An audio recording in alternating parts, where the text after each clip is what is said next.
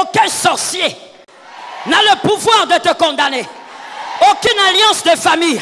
Pendant que je parle, les alliances de famille sont restées dehors.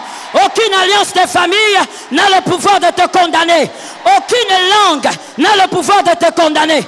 Même si c'est la langue de ton père ou de ta mère, celui qui t'a justifié est le créateur de ton père et de ta mère. Tu es justifié. C'est impossible dans un royaume que le prince condamne un homme que le roi a gracié. Maintenant, dans ton cas, je change même de formule. C'est impossible que dans un royaume, l'esclave condamne un homme que le roi a gracié. Le roi t'a déjà gracié. Le diable est un esclave. Regarde comment tu es en retard. Est-ce que tu comprends ce que je dis? Le diable est un esclave. Voilà pourquoi la Bible peut dire: je vous donne le pouvoir. Marchez sur lui, marchez sur le scorpion, sur toute la puissance de l'ennemi. Et rien.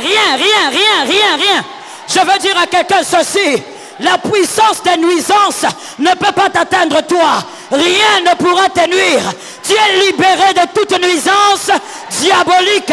Dans toutes ses formes, tu es libre. Que quelqu'un lève sa main droite et dise: je suis libre.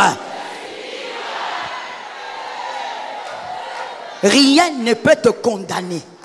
Même si dans ton rêve tu vois quelque chose qui te condamne, arrête d'être un homme charnel. Arrête d'être une femme charnelle. Lève-toi et ne dis pas: Satan, sors, démon, sors. Dis à ton voisin: c'est archaïque. Lorsque tu fais un cauchemar, tu te réveilles et tu dis: je suis justifié. Alors j'ai besoin de dormir en paix. J'ai besoin de dormir calmement. J'ai besoin de dormir dans le repos. Je prophétise dans la vie d'une âme: tu as été justifié. Ceux qui sont debout, restez un peu debout. On reste avec... Oh non, toi qui es assis, reste assis. Il ne faut pas profiter. Toi qui es debout, regarde tes pieds. Tout pouvoir de nuisance est sous tes pieds.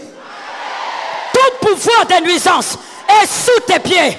Rien n'a le pouvoir de te nuire. Regarde ton corps, dis: mon corps, tu n'as pas le pouvoir de me nuire. Je t'interdis de me nuire. Assieds-toi sous l'onction. Tout pouvoir de nuisance n'a pas de force. Est-ce que quelqu'un m'entend? Et finalement, ce verset dit: Dieu les a glorifiés. Tu es déjà glorifié.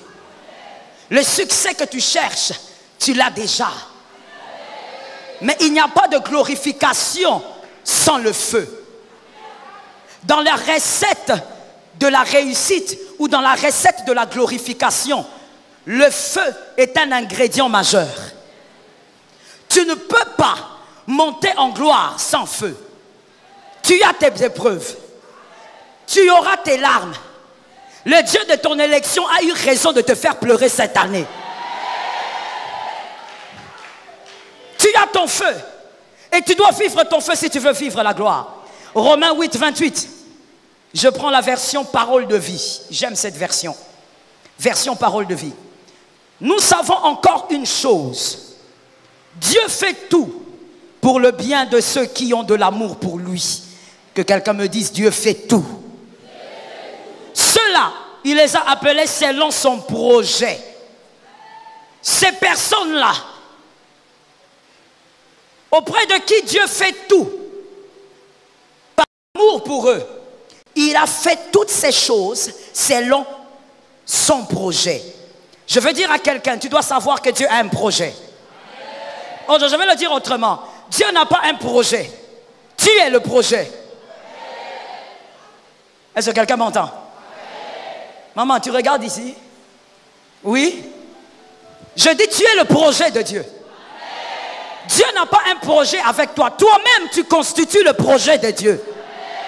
Regardez, tout ce qu'un homme faillible produit est faillible. Parce que le faillible produit le faillible. Ou le faillible produit ce qui est faillible. Mais le Dieu qui est infaillible ne peut pas produire des choses faillibles. Est-ce que quelqu'un m'entend quelque part? Voilà pourquoi il peut dire dans la parole: les justes tombent 7 fois. Mais finalement, il se relève. Parce que celui qui a prévu qu'il soit un projet ne peut pas échouer avec lui. Je dis, tu es le projet de Dieu. Et donc, comme tu es le projet d'un Dieu infaillible, tu as déjà commencé à réussir. Le projet de Dieu a déjà commencé à réussir. Celui qui est un projet de Dieu ici a compris qu'il est déjà en train de réussir. Praise the Lord. Par rapport à Romains 8, 28, commençons ces versets à l'alpha et nous allons rentrer vers oméga. Le verset dit ceci. Il vous avait été appelé selon son projet. Un homme ne peut pas connaître tout ce que Dieu a prévu pour lui. Mais il y a au moins 3 grandes dimensions que nous pouvons comprendre et capter dans les projets de Dieu. La première dimension, c'est que Dieu a un projet éternel pour toi. Tu es un projet éternel de Dieu.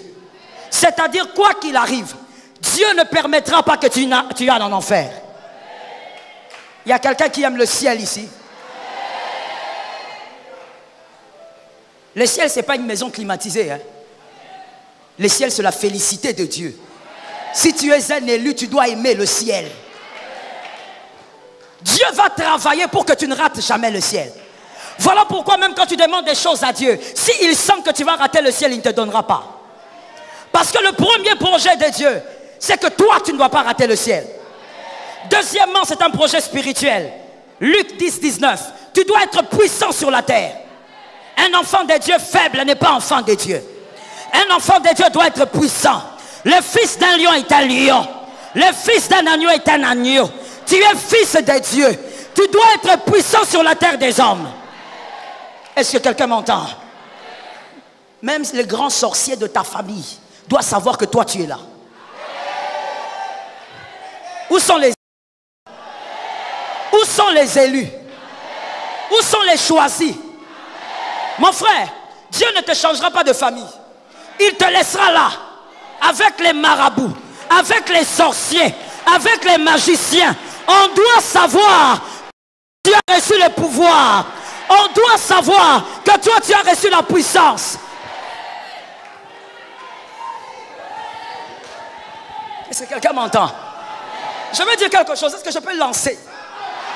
Dis à quelqu'un qui est tout près, il faut supporter. Ceux qui font des voyages astrales, ce sont des aventuriers. Ils souffrent pour rien. Ils doivent se déplacer, ils doivent partir, ils doivent... Non, toi tu es calme. Tu dors sur ton lit. L'ange de l'Éternel campe autour de ceux qui aiment Dieu. Ah, je dis à quelqu'un, tu dois être puissant sur la terre. Tu dois être fort sur la terre. Tu as reçu le pouvoir. Écoute-moi. Il y a les occultistes qui disent, les chrétiens ne voient rien, les chrétiens sont faibles, ils sont aveugles, ils ne voient pas des choses surnaturelles. Écoute, je n'ai pas besoin de voir. Je n'ai pas besoin. Il y a quelqu'un qui voit pour moi. Mais là où toi tu es, tout pouvoir est neutralisé, toute puissance est neutralisée, toute force est neutralisée. Tu boiras le poison, ça ne fera rien. Ah, je parlais à une destinée. Tu boiras le poison, rien ne va arriver. Laisse-moi entrer dans la dimension prophétique. Que les hommes prophétiques prennent ça. Que les aventuriers restent comme ça. Je déclare au nom de Jésus, même tes enfants boiront des poisons, mais rien ne va arriver. Rien ne va se passer. L'ange de l'Éternel campe autour de toi. Jésus ordonne que tu sois puissant. Tu es puissant le jour. Tu es puissant la nuit. Est-ce que quelqu'un m'entend? Laisse-moi te dire une chose. Ils prendront ton nom. Ils amènent dans le monde des ténèbres. Mais quand ils arrivent là-bas, il y a quelqu'un qui sort. Le quatrième homme va apparaître. Le quatrième homme va apparaître. Le quatrième homme sortira. Est-ce que quelqu'un m'entend? Il y a des gens qui ont dit ceci. Tu as le boa. Tu as un serpent. Tu as...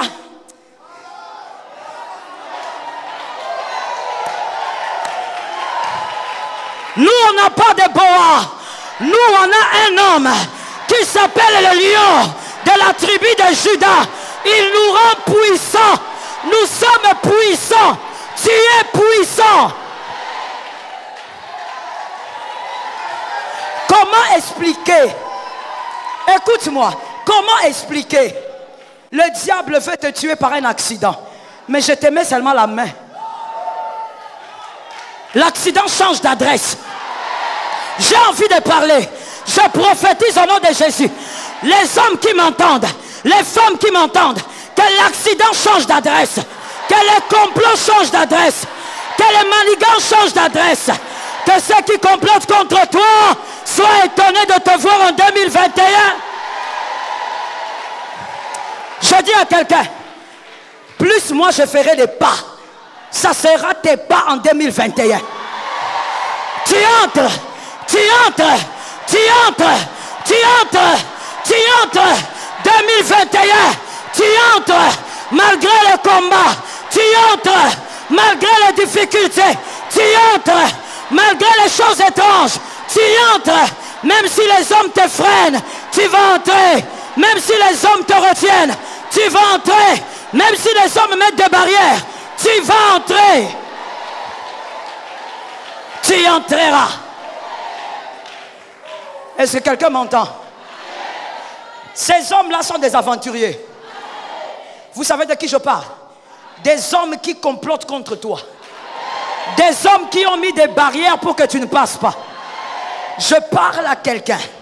Des hommes qui vont vers des chefs pour que toi tu ne sois pas aimé par les chefs. Ce sont des aventuriers. Laisse-moi te dire pourquoi. Il y a quelqu'un, ou il y a un groupe de gens qui avaient essayé de bloquer un corps. Ils ont pris le corps. J'ai dit c'était un corps. Ils ont mis le corps dans la tombe. Ils ont pris une pierre, ils ont mis. J'ai dit c'était le corps. Le premier jour, le deuxième, le troisième. Ah! La pierre s'est enlevée. Le lion de la tribu de Juda est sorti. Cet homme est ton père. Ce Dieu est ton père. Personne ne va t'arrêter. Je dis ceci. Ceux qui veulent arrêter ton parcours, qu'ils aillent un peu faire un tour à Jérusalem. Les tombeaux.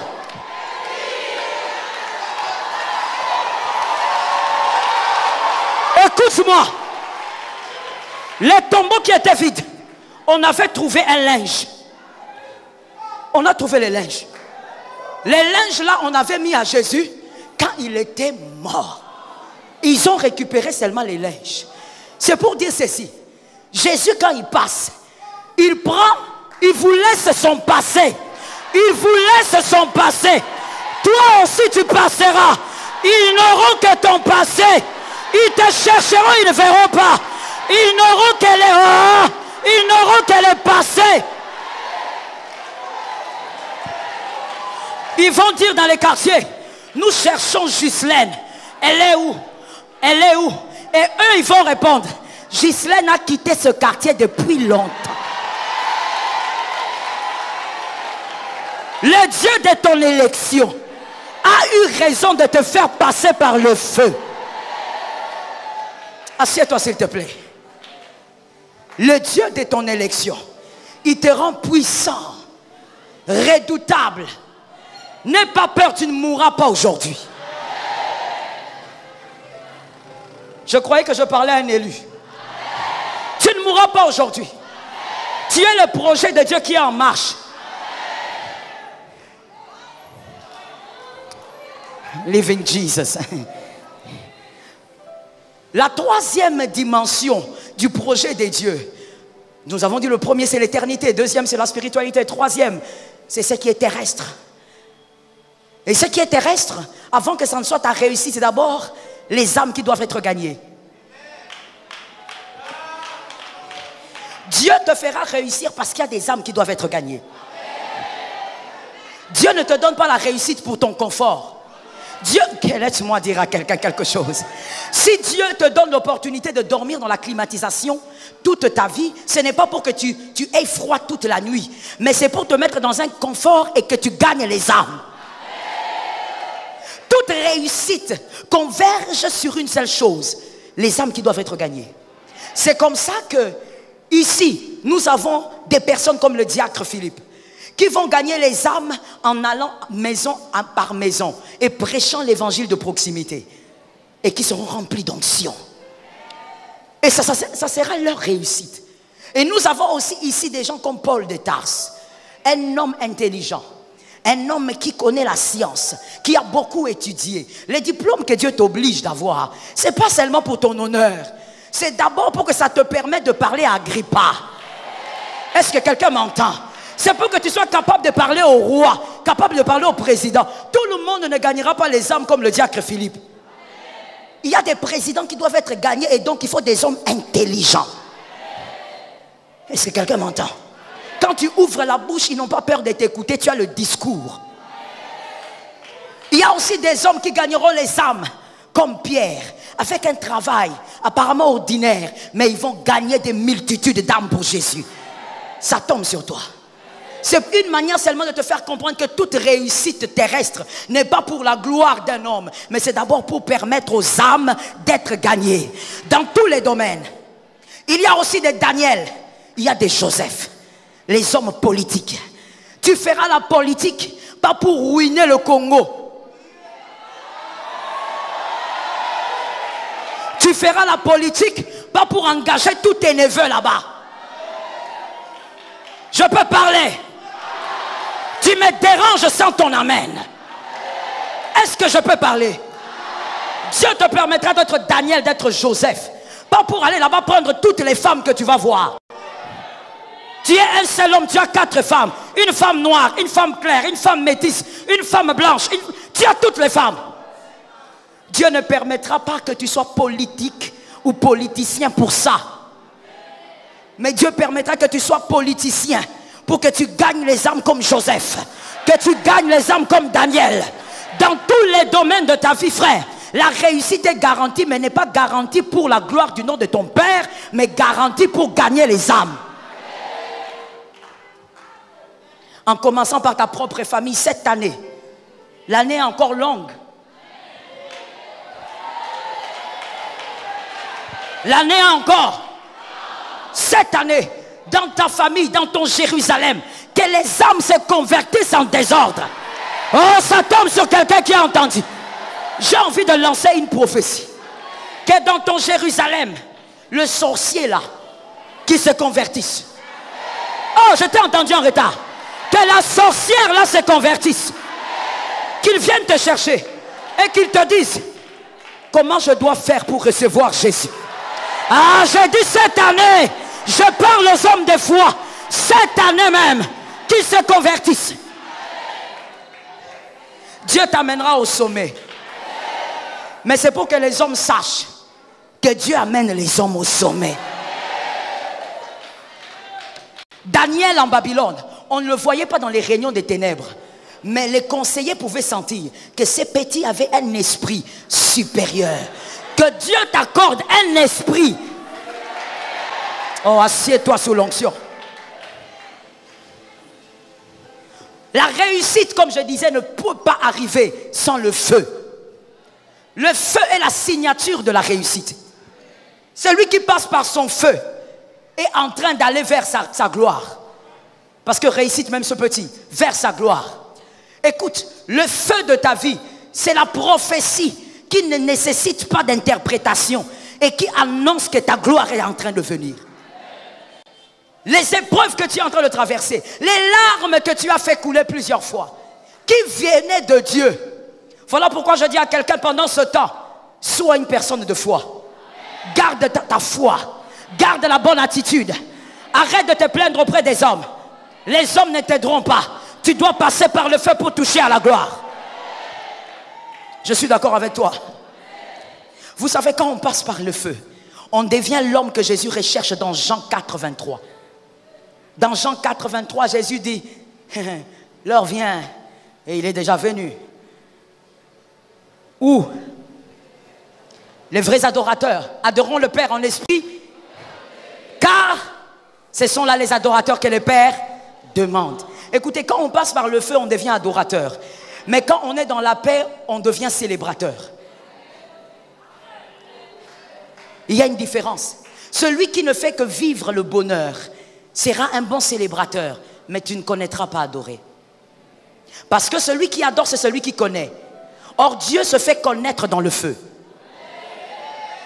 C'est dans le feu que tu connaîtras Dieu. C'est dans le feu que tu apprendras à savoir Dieu c'est qui et l'homme c'est qui.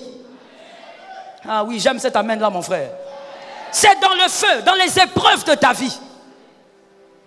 C'est dans les douleurs de ta vie. Dans les douleurs que tu as vécues cette année ou l'année passée ou il y a 4 ans. Tu étais seul dans la souffrance. Mais c'est dans cette souffrance que tu apprendras la différence qu'il y a entre un homme et Dieu. Même entre ton mari et Dieu. Entre ta femme.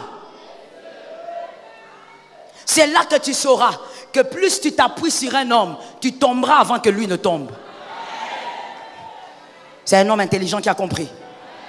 C'est là que tu comprendras que même si tu ne le vois pas, même si tu ne le sens pas, mais il est là. Dans ton feu. David a dit l'Éternel est mon berger. Il a dit ça parce qu'il a compris que quand il traverse la vallée de l'ombre, il est là. Si David n'était que dans le bonheur, il n'aurait pas compris la dimension du berger. Ta douleur, c'est pour que tu connaisses Dieu. Celui qui est déjà passé par le feu est plus fidèle à Dieu que celui qui n'a jamais vécu de feu. Oh Dieu. Lorsque tu passes par le feu, tu sauras quelle est ta véritable valeur face à Dieu. Ta valeur que les hommes ne voient pas, mais que Dieu connaît. La reine Esther, lorsqu'elle était au milieu de cette compétition, tout le monde regardait, surtout les autochtones regardaient en disant, c'est une étrangère. De toutes les manières, on ne peut pas craindre une étrangère. Mais ce qu'ils ne savaient pas, c'est que cette étrangère avait du prix quelque part. C'est dans ton feu que tu sauras que tu as du prix devant Dieu. Que tu es la prunelle de l'œil de Dieu.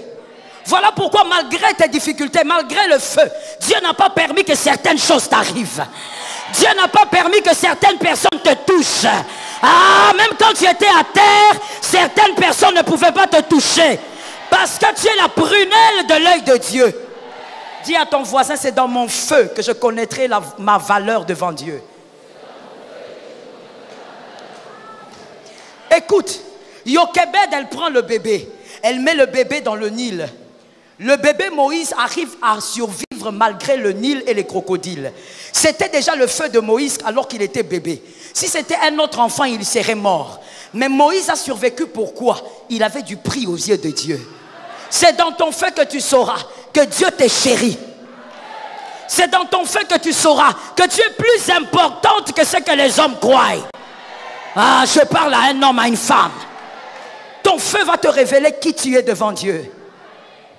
Voilà pourquoi mon frère, même si tu pleures, même s'il arrive que tu restes nu, même s'il arrive que tu manques de tout, Dieu veillera que tu sois en vie. C'est une parole qui est tombée sur une tête. Dieu veillera que tu restes en vie. Car il est écrit, vaut mieux un chien vivant. Le lion mort, même si tu jettes une viande, il ne peut plus bouger. Mais toi, même si tu manques de tout, Dieu veillera pour qu'on ne touche pas à ta vie. Parce qu'il a besoin de ta vie pour terminer ce qu'il a commencé. Tu as du prix. Est-ce que voilà, quelqu'un m'entend très bien? Voilà pourquoi ne t'accroche pas à ce que les hommes disent. Accroche-toi à ce que tu sais que Dieu dit de toi. Si les hommes ne sont pas d'accord avec ce que tu es, ce n'est pas un problème. Le Créateur est d'accord avec ce que tu es.